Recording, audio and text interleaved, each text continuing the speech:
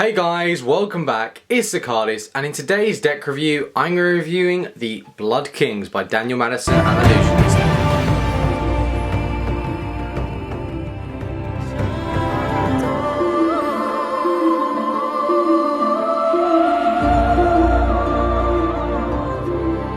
Now this deck was brought out by Illusionist, as I said, and I want to quickly say this is one that they've added to their series, and I've got to admit, why another one? But to be honest, this deck does handle quite well. But to be honest, do we need another Daniel Madison deck? Yes, it's simple, but do we need one? That's what this video is going to have a look at.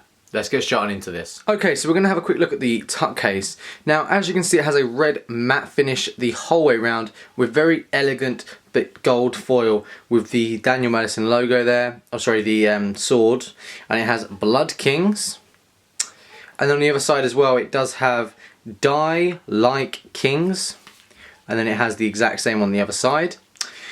On the alternative side, it does not show you the back design, it just shows a very plain, sleek design, and then as you can see it says Madison McKinnon, yeah, and then it has the swords there as well. On the bottom it has the Illusionist logo with some copyright information just there, and it does just say produced and distributed by illusionist.com, printed in the USA. You pop the tab, and as you can see it's got a red matte colour inside as well, so it's a white bordered deck as well. But really cool, it looks like a Nox deck, to be honest. If I hold it like that, could you tell what deck that is? Probably not. Okay, so this is the back design. As you can see, it features a nice white border, which makes for quite a nice fan. But the back design, as you can see, has a white border going around with the logo that we have seen, which is a mirror design, meaning if I flip it over, it makes no difference whatsoever to the design. Now, let's have a look at some of the ad cards. So, you receive one of these double backers, which is very useful for Magic. I will do a video on that soon. And you also receive a duplicate of the Queen of Hearts, which can come in useful for basically placing the card in the hand. Then you've got it. There's many tricks that you can do with duplicate cards. Okay, so let's have a look at one of the Jokers. Now, as you can see, we have an axe with a nice, simple Joker. It doesn't even look like Jokers, to be honest. They could have made Jokers, but they just basically got rid of the cross pattern they had and just basically separated them to these two Jokers. This is the Ace of Spades. It has, as you can see, Think Like Kings as well, and I think that's really cool. They've kind of sliced it up, and that's what really makes it pop for me. Okay, so let's move on to the pip cards for the Spades. So as you can see, this is the Spades pips. Now they are standard the whole way through, so even if we flick through, literally nothing will change.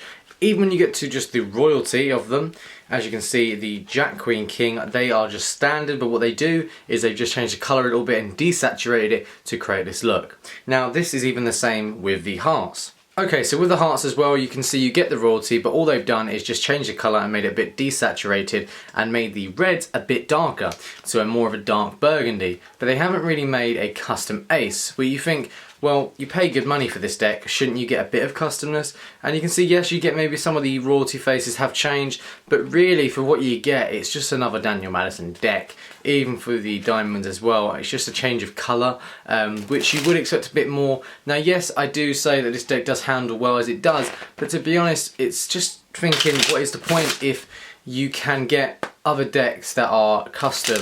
And this one just seems to be a complete bicycle deck with a new design on the back and a new tuck case. But let's have a look at the handling really. It's as you know, you guys know I'm a bit funny with this, there's just too many of them. And it's like the knock decks, it just becomes a bit repetitive.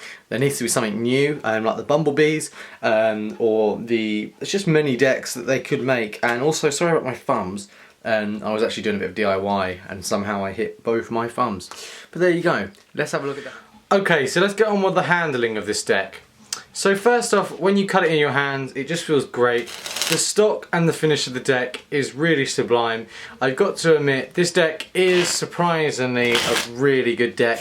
As you know, I'm not a big fan of when there's so many Daniel Madison decks where it just becomes repetitive. But for this deck here, I haven't had any issues with really. Yes, it's plain. Yes, it's simple. Yes, I wish there was a few more things customized. But the problem is with this deck is I've got to say that maybe it is a good idea that they have, maybe it's a bit more simpler. But for handling, this deck is great. It's obviously, they have no issues in the handling department, but keep in mind, they never really do. You can do these dribbling, cuts, and flourishes, which I'm not a professional at, but I feel this one can do it justice anyways. It's a beautiful deck of cards, even spreading with the deck, and fanning is quite nice. Now we're going to be doing a giant fan, which looks really, really nice, apart from me dropping some. But all round, this is a great deck to add to the collection. So other than that, this is a beautiful deck, and I recommend picking this deck up. One of my, I'd say, top 25 decks, to be honest, with Daniel Madison. That was a bit of a joke there. He doesn't have that many, but surprisingly, there is quite a fair few. Now, at the end of this video, there is actually going to be a little basically pick which deck you want to see reviewed next. So that will be in the end, where you can comment. There'll be a selection of 3 packs of cards on the screen, and you can pick which one you want to see in the review next. And the one that gets the most votes will be reviewed. So that's it, guys. I'll see you guys in the next one. Okay guys, so basically I have a question. Now, I want to make this channel better, and many of you have always given me ideas, but I want to give you guys the chance. In the description I have wrote a little, it's not like a little survey, it's just a little survey I need to fill out to tick a question.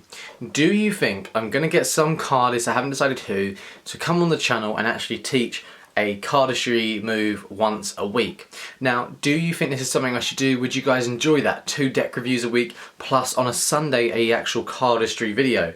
Do you think that's needed? What do you guys think? Do you think that would make the channel better, or would you think that would ruin the channel? So all you've got to do is, in the description, there's a little survey, and it just says tick here if you want to see cardistry, and tick, yes or no.